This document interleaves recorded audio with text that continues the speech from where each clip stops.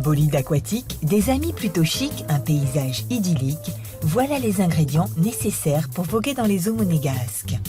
Mais à Monaco, il est également possible de s'offrir des loisirs moins coûteux.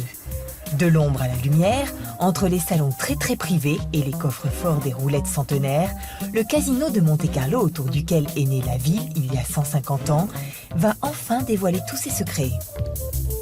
Bienvenue au casino de Monte-Carlo. C'est un des premiers établissements ouverts au monde. Et on va dire que historiquement, vous allez rentrer dans un des lieux qui n'a jamais cessé de fonctionner et qui accueille toujours aujourd'hui des joueurs de première importance et des innovations et une offre de jeux unique. Mais je vous en prie, suivez-moi. Sous les bons auspices de Fortuna, la déesse du destin et du hasard, on entre dans le temple de la chance. Casquette et basket au vestiaire, on enfile un smoking et c'est parti. Ici, on pratique tous les jeux européens qui ont fait la renommée internationale des casinos de Monte-Carlo. Bienvenue dans la salle Europe. Première salle de jeu construite au casino de Monte-Carlo. Cette salle est accessible absolument à tout le monde.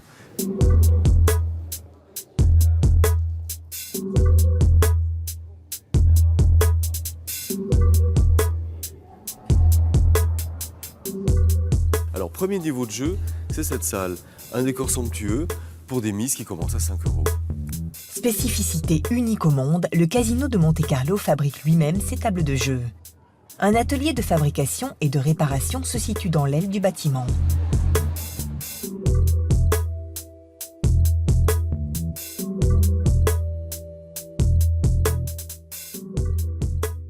Donc, on est ici sur un tapis de roulette européenne qui a été préalablement tracé à la craie. Maintenant, avec un pochoir et du papier imbibé d'acide nitrique, on va le décolorer. Et puis, vous allez voir, on va se retrouver avec un trait d'un jaune or magnifique. La durée de vie d'un tapis est environ de 3 à 4 mois. C'est en fonction de la fréquentation de la table de jeu. Il est assez rare de découvrir l'envers du décor des salles de jeu. Les ateliers sont placés sous surveillance constante de caméras et de détecteurs. Nous sommes enfin dans les salons privés. En 1910, c'était encore une terrasse, la dernière du casino.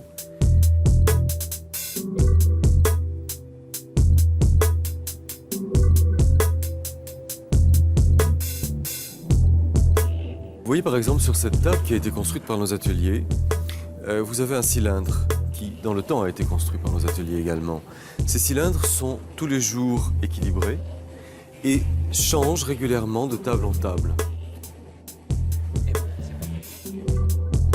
C'est dans les ateliers de Jean Luciano, maître des lieux, que tout se passe. Depuis 25 ans, sous la baguette de ce chef d'orchestre implacable, on répare et on restaure sans compter. Chaque année, 240 mètres de tapis sont nécessaires.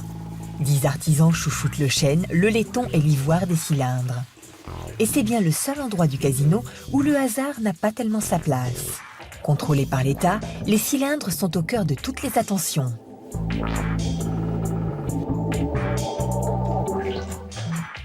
Voilà, vous voyez là, actuellement, j'enlève l'alarme parce qu'il faut savoir que ce coffre est sous alarme.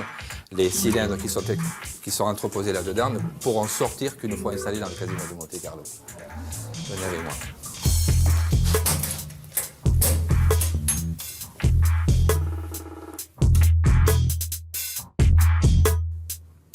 Nous arrivons dans l'un des 4 salons super privés, qui sont des lieux secrets, s'il en est, dans le casino de Monte-Carlo. Des endroits qui sont destinés à des joueurs qui soit veulent jouer seuls, soit veulent jouer plus fort.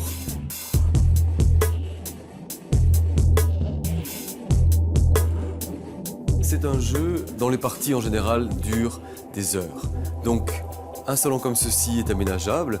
On a un service boisson, on peut avoir un service restauration. Il n'y a pas forcément de danseuse, mais si vous voulez de danseuse, pourquoi pas. Mesdames, messieurs, faites vos jeux. Mais comme toute bonne chose, ne pas oublier de le pratiquer avec modération.